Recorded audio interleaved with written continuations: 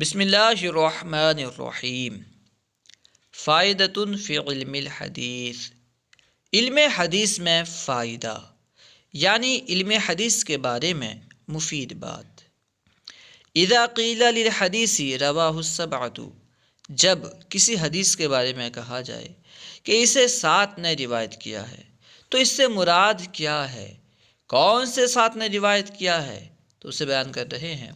یعنی نمبر 1 البخاری، نمبر 2 مسلم، نمبر 3 ترمذی، number 4 النسائی، number 5 ابو داؤد، number 6 ابن ماجہ، number 7 Ahmad. جب کسی حدیث کے بارے میں کہا جائے کہ اسے 7 نے روایت کیا ہے تو اس وقت 7 سے مراد یہ 7 ہوتے ہیں: بخاری، مسلم، ترمذی، نسائی، ابو داؤد، ابن ماجہ، احمد۔ جس حدیث کو ان 7 نے روایت کیا ہو، جو حدیث ان 7 کتابوں میں موجود ہو، اس کے بارے میں کہتے ہیں رواہ السبعۃ۔ اذا قیل للحدیث رواہ الخمسۃ، جب کسی حدیث کے بارے میں کہا جائے کہ اسے 5 نے روایت کیا ہے تو 5 سے مراد کون سے 5 ہوتے ہیں، انہیں بیان کر رہے ہیں۔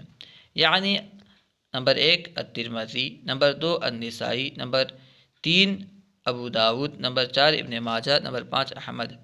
جس حدیث کو ان 5 نے روایت کیا ہو اس کے بارے میں کہتے ہیں رواہ الخمسۃ۔ جہاں پہ رواہ الخمسۃ لکھا ہو، اگر کسی حدیث کے بارے میں کہا جائے رواہ الخمسۃ تو سمجھ جانا کہ رواہ الخمسۃ سے مراد یہ 5 ہیں، یعنی یہ حدیث کو ان 5 کتابوں میں روایت کیا گیا ہے: ترمذی، نسائی، ابو داؤد، ابن ماجہ، احمد۔ اذا قیل للحدیث رواہ الاربعۃ او اصحاب السنن، جب کسی حدیث کے بارے میں کہا جائے کہ اسے 4 نے روایت کیا ہے یا اصحاب سنن نے روایت کیا ہے تو اس سے مراد کون کون سے لوگ ہوتے ہیں، کون کون سی کتابیں ہوتی ہیں، کون کون سے امام ہوتے ہیں۔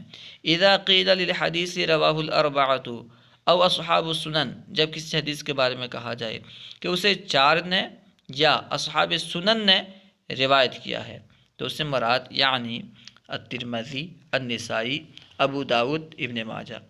جس حدیث کو یہ 4 روایت کریں اس کے بارے میں کہا جاتا ہے رواہ الاربعۃ، یا یہ کہا جاتا ہے رواہ اصحاب السنن۔ اذا قیل للحدیث رواہ الشیخان او متفق علیہ، جب کسی حدیث کے بارے میں کہا جائے کہ اسے شیخان نے روایت کیا ہے، یا یہ کہا جائے کسی حدیث کے بارے میں کہ یہ حدیث متفق علیہ ہے، تو اس سے مراد یہ ہے کہ اس حدیث کو بخاری اور مسلم نے روایت کیا ہے۔ اذا قیل للحدیث رواہ الشیخان او متفق علیہ ای البخاری مسلم، جب کسی حدیث کے بارے میں کہا جائے کہ اسے شیخان نے روایت کیا ہے یا یہ حدیث متفق علیہ ہے تو اس سے مراد امام بخاری اور امام مسلم ہوتے ہیں، یعنی اس حدیث کو امام بخاری اور امام مسلم نے روایت کیا ہے۔ اللہ و رسولہ اعلم۔ السلام علیکم ورحمۃ اللہ وبرکاتہ۔